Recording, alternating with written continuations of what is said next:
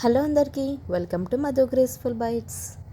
ఈరోజు మన ఛానల్లో మీకోసం మిర్చి బజ్జీ ఎలా ప్రిపేర్ చేయాలో చూపిస్తున్నాను.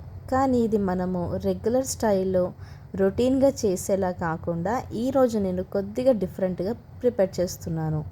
ఈ మిర్చి బజ్జీ నేను ఆలు స్టఫింగ్ తోటి ప్రిపేర్ చేస్తున్నాను. మిర్చి బజ్జీ ఎవరికైతే ఇష్టమో వాళ్ళకి ఇలా వెరైటీగా చేసి పెడితే తప్పకుండా వాళ్ళకి చాలా నచ్చుతుంది. ఈవినింగ్ టైంలో పిల్లలకి కానీ ఇలా ఫ్యామిలీ మెంబర్స్కి ఈవినింగ్ టైంలో ఇస్తే ఖచ్చితంగా వాళ్ళు ఎంజాయ్ చేస్తారు. అంత టేస్టీగా ఉంటుంది. ఇప్పుడు ఈ స్టఫ్డ్ ఆలు మిర్చి బజ్జీ ఎలా ప్రిపేర్ చేయాలో ఈరోజు మన వీడియోలో చూసేద్దాం రండి. వీడియో ప్రాసెస్లోకి వెళ్ళిపోదాం. ఇక్కడ నేను మిర్చి బజ్జీకి ఇలా మిరపకాయలు ఉంటాయి కదా, అవి తీసుకోవాలి. అలాగే చిన్న సైజు ఉల్లిపాయలు ఇలా కట్ చేసుకోవాలి. ఉడికించుకున్న ఒక ఆలూని కూడా తీసుకోవాలి. ముందుగా మిక్సింగ్ బౌల్ తీసుకొని దాంట్లోకి ఆలూని వేసుకొని ఇలా మంచిగా మనము స్మాష్ చేసుకోవాలి. తరువాత ఇక్కడ మిర్చి బజ్జీలను తీసుకొని దీంట్లోకి మనము ఇలా ఘాట్లు పెట్టుకోవాలి.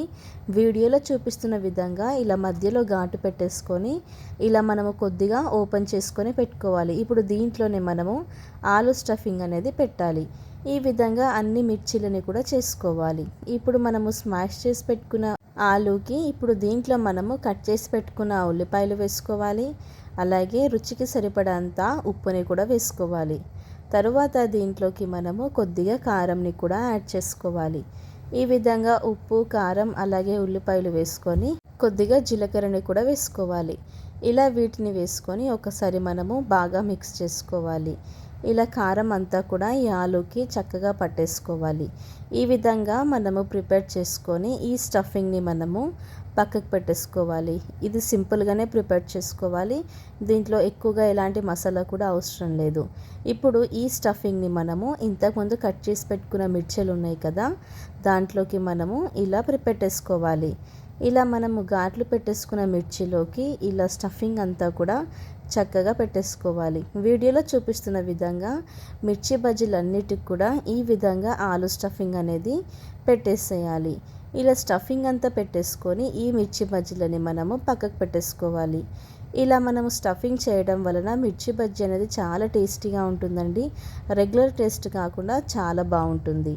ఇప్పుడు మనము మిర్చిని రెడీ చేసుకున్న తర్వాత ఒక మిక్సింగ్ బౌల్ తీసుకొని దాంట్లోకి మనము 1.5 కప్పు వరకు శనగపిండిని వేసుకోవాలి. అలాగే కొద్దిగా ఉప్పు, కొద్దిగా కారం, అలాగే చిటికెడు వంట సోడాని కూడా వేసుకోవాలి. వంట సోడా వేసుకున్న తర్వాత దీంట్లోకి మనము కొద్దిగా జీలకర్రని కూడా యాడ్ చేసుకోవాలి. ఈ విధంగా వీటిని వేసుకున్న తర్వాత మనము వాటర్ని పోసుకొని మనము మిర్చీలకి ఏ విధంగా అయితే పిండి కలుపుకుంటామో ఇలా మనం ప్రిపేర్ చేసుకోవాలి. దీంట్లో అయితే ఏం చేంజెస్ లేవండి. మనం రెగ్యులర్గా మిర్చి బజ్జీలకి పిండి ఎలా అయితే మిక్స్ చేస్తామో అలానే మిక్స్ చేసుకోవాలి.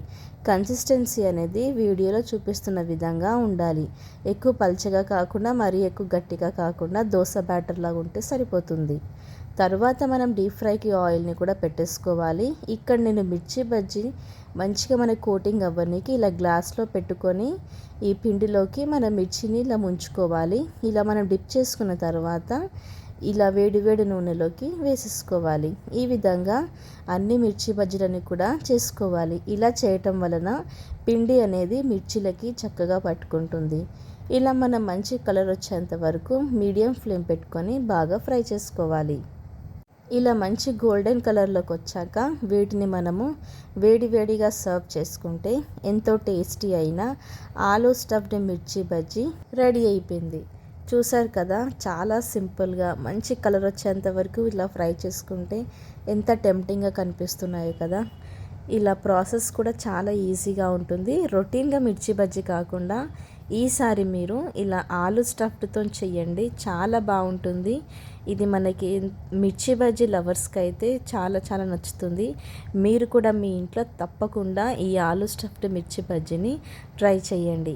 మీరు ట్రై చేశాక మీకు ఎలా కుదిరిందో కూడా మధు గ్రేస్ఫుల్ బైట్స్ ఛానల్లో కామెంట్ చేయడం మాత్రం అస్సలు మర్చిపోకండి.